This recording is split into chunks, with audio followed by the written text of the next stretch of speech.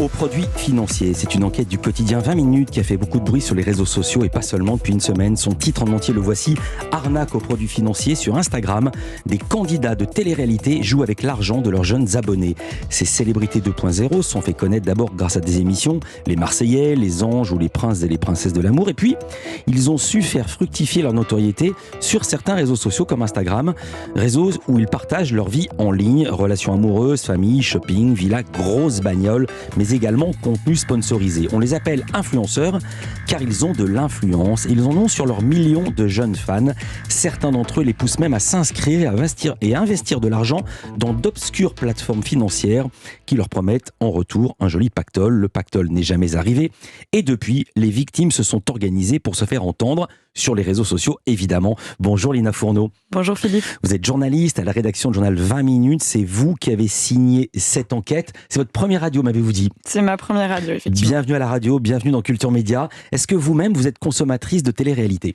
Non, je l'ai été, bien sûr, à l'époque de Secret Story, mais après, j'ai arrêté, j'ai réalisé qu'il y avait... Enfin, j'avais plus assez de temps. Alors, comment vous avez entendu parler de ces cas d'arnaque autour des influenceurs issus justement des télé-réalités? J'avais lu un tweet très intéressant de la chercheuse Valérie Robert qui, en fait, est spécialisée dans le sexisme dans la télé-réalité. En gros, elle disait que les activités commerciales sur les réseaux sociaux des candidats de télé-réalité étaient souvent très genrées. Les femmes s'intéressaient aux produits esthétiques, au maquillage, et puis les hommes aux paris sportifs et au trading. Le dernier m'a fait tiquer. Pourquoi ? Parce que je me suis dit que le public des candidats de télé-réalité était quand même très jeune. Enfin, moi, j'ai regardé la télé-réalité quand j'avais 15 ans. Et très très loin du trading. Et ouais, très très loin du trading. Même beaucoup de gens, beaucoup plus vieux, ne comprennent pas forcément le trading. Moi non plus, je comprends pas tout dans le trading. Alors quand on parle d'influenceurs issus de la télé-réalité, on pense forcément à la plus célèbre d'entre elles, Nabila et son shampoing.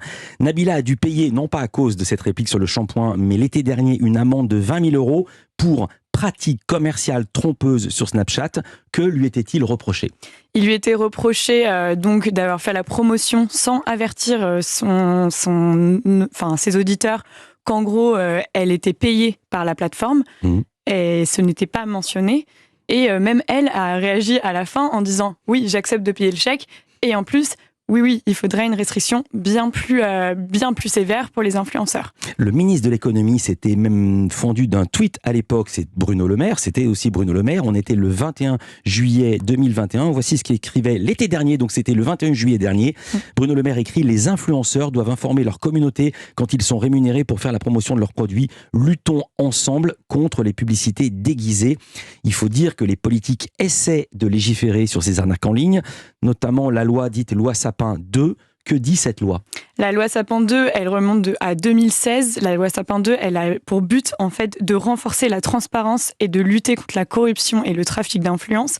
Nous, ce qui nous intéresse dans cet article, c'est l'article 72 qui en gros dit on n'a pas le droit de faire de la promotion sur des activités financières sur des activités financières en ligne auprès d'un public non professionnel, c'est-à-dire le public des candidats de télé-réalité. Alors on va parler de votre enquête, les arnaques que vous avez décelées qui concernent cette pratique en ligne, le trading. Moi j'ai pas bien compris ce que c'est, je suis ravi que vous soyez là pour m'éclairer. En quoi consiste le trading ? Je vais vous l'expliquer de manière très simple parce que pour moi aussi ça reste assez flou. Le trading, c'est l'achat et la vente d'actifs financiers. Le but, c'est de faire du bénéfice sur cette activité, mais forcément, c'est une activité à risque. Surtout ce que propose, parce qu'en fait, il y a plusieurs formes de trading. Par exemple, l'activité que propose Marc Blatta, ça va être de faire du copy trading. Donc en fait, un trader plus expérimenté que nous va faire une opération, on va le suivre, et comme il le dit, on copie, colle et on injecte. Voilà, c'est comme si on jouait au tiercé avec les pronostics de quelqu'un d'autre, bien meilleur que soi, sans rien y connaître. Dans les chevaux, Capital écrit ceci, c'est en décembre: acheter une action, définition du trading, acheter une action, un indice ou une devise avec l'objectif de revendre le titre à meilleur prix dans l'heure, le jour ou la semaine. Voici en quoi consiste le trading. Autant dire que ce type d'activité est à haut risque et ne convient pas à tous les profils d'épargnants. Fin de citation. Le premier influenceur auquel vous êtes intéressé, vous parlez de Marc Blatta, mais d'abord on va prendre le premier premier, peut-être le plus connu, Julien Bert ou Julien Berthe. Qui est-il? À quelles émissions a-t-il participé? Julien Bert, il a participé aux Anges, à l'île des Vérités ou aux Marseillais vs le reste du monde. Il est vraiment un grand abonné des télé-réalités. 2 millions d'abonnés sur Instagram, parce qu'après avoir été connu dans la télé-réalité, il est passé sur les réseaux sociaux. Là, il a 2 millions d'abonnés sur Instagram. En avril dernier, il revenait sur la chaîne du youtubeur Bastos sur l'influence qu'il peut avoir sur son public. Je précise que cette vidéo, à elle seule, a fait 1 million de vues. C'est pour se rendre compte de la notoriété de ces personnes et de l'importance de ce qu'ils disent à destination spécifiquement des jeunes. J'ai un mec sans filtre. Oui, je sais. Mais les gens ne le connaissent pas vraiment parce que tu essaies toujours de faire un peu attention, de pas. Parce qu'on est des exemples, malgré tout, alors qu'on n'en est pas à la base, mais malgré tout, il y a tellement de jeunes qui nous suivent et qui nous voient comme des exemples. Ouais. Donc, il faut faire attention, il faut se mettre des filtres. Exactement. Mais si tu me dis d'enlever les filtres, mais après, attention, on est des exemples et c'est pas pour rien.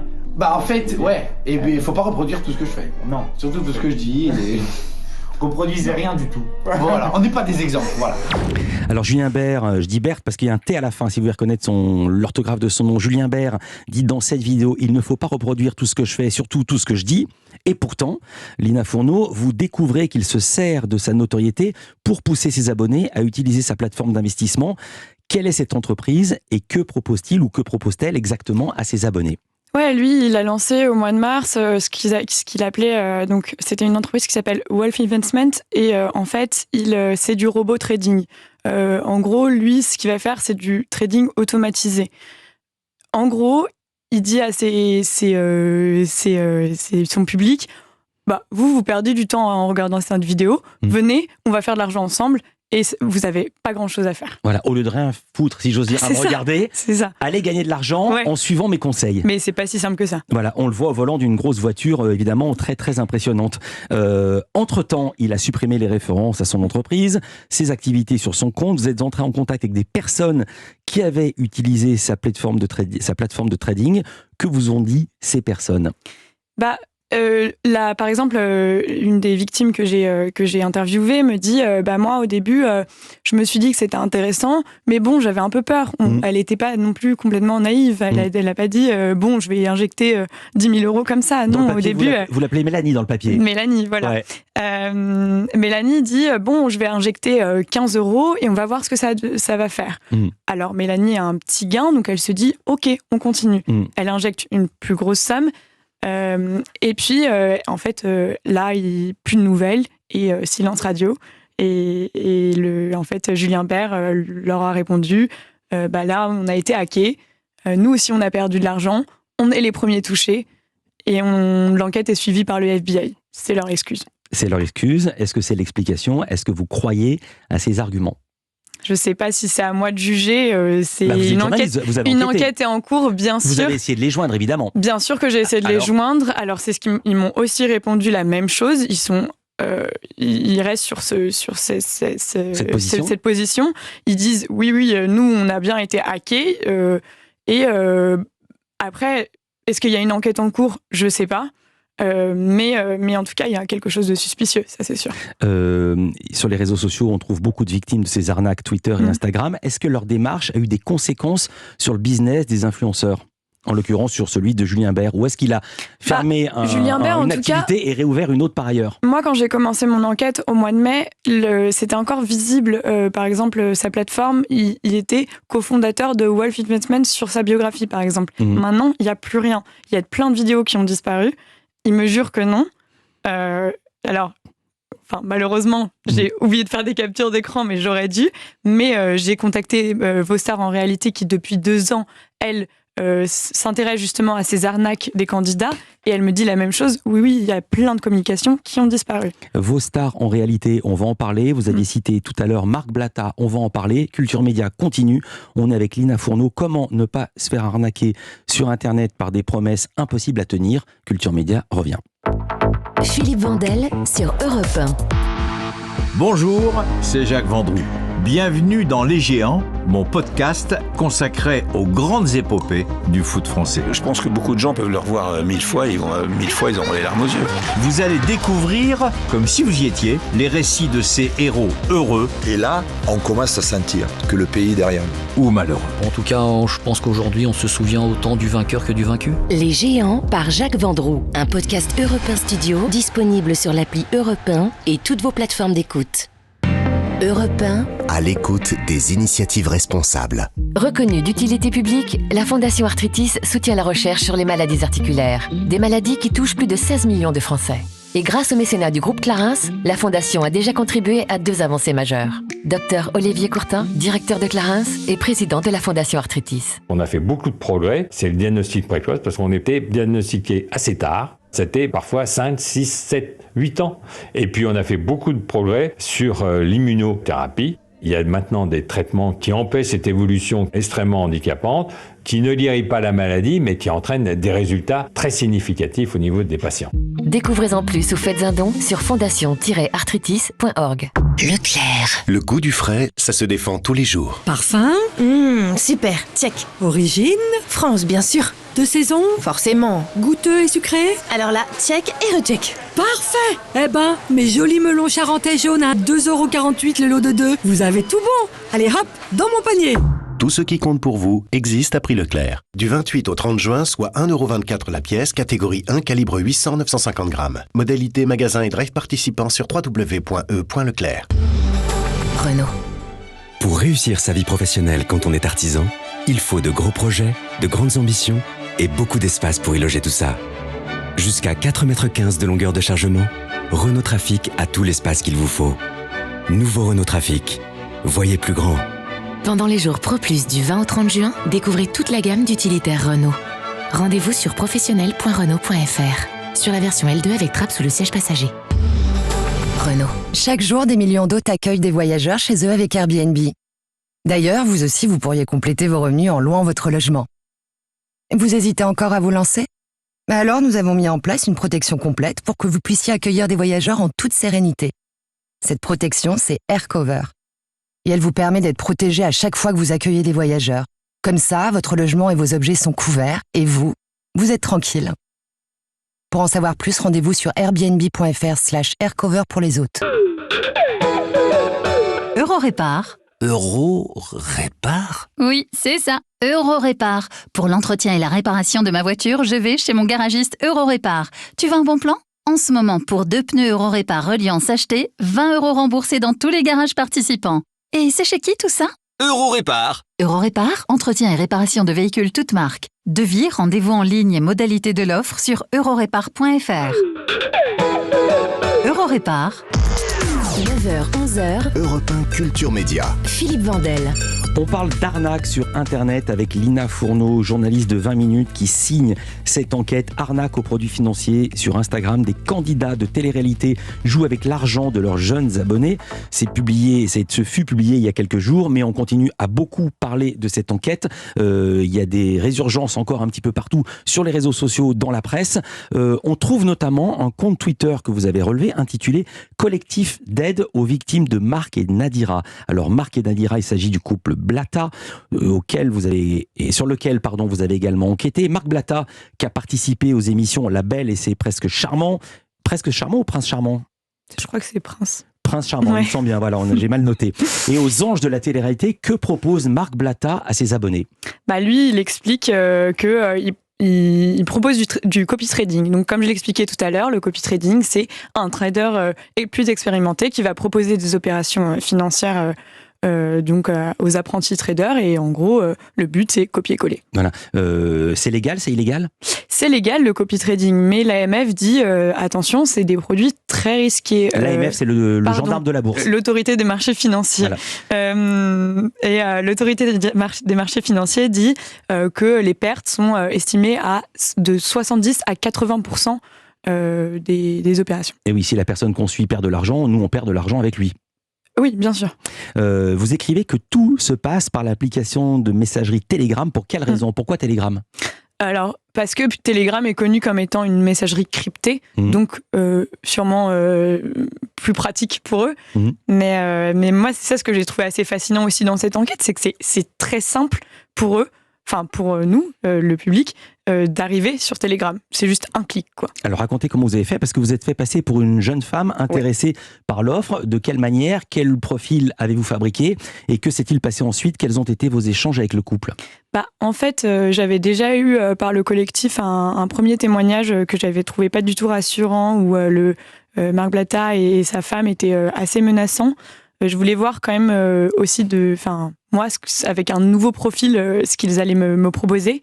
J'ai dit que je m'appelais Julie, que j'étais étudiante et que, en fait, donc le collectif m'avait expliqué que le dépôt légal minimum était de 500 €, ce que je trouvais énorme pour des étudiants. Et je me suis quand même dit que c'était la cible privilégiée des influenceurs. Donc en fait, il faut mettre 500 €. 500 € minimum. Minimum. Comment? Par un virement? On les met sur quoi? On les pose sur quoi? Alors, je suis pas allée aussi loin, mais oui, c'est ça. Et alors non, je suis pas allée assez loin. J'ai moi aussi un peu pris peur. Non, j'ai dit que je m'appelais donc Julie, que j'étais étudiante. Juste un mot, parce qu'on est une émission média. Quand vous faites un sujet comme celui-ci, est-ce que vous allez voir le patron de la rédaction en disant: regarde, pour faire mon enquête, j'ai besoin de 500 € mis par le journal, comme ça fait partie des frais quand on fait des reportages. Moi, j'en ai fait des dizaines et des dizaines de reportages. Il y a des frais, c'est normal. Est-ce que vous êtes allé voir 20 minutes pour leur demander parce que j'avais les 500 € pour ça? Non. Je pense que de toute façon, on pouvait faire autrement. De toute façon, ce qui nous intéressait était de comprendre comment ils allaient nous répondre. Parce que déjà, juste l'idée du dépôt légal minimum était intéressant. Donc moi, je dis que je suis étudiante, je lui dis, je n'ai pas assez d'argent parce que voilà. Est-ce que par exemple, c'est possible de mettre 200 €? Et ils me répondent: ah non, c'est pas possible, tu ne vas pas pouvoir, de toute façon ça te rapportera rien. C'est quelqu'un qui bosse pour eux, ou vous savez que ce sont eux qui répondent en personne, ou vous ne savez pas?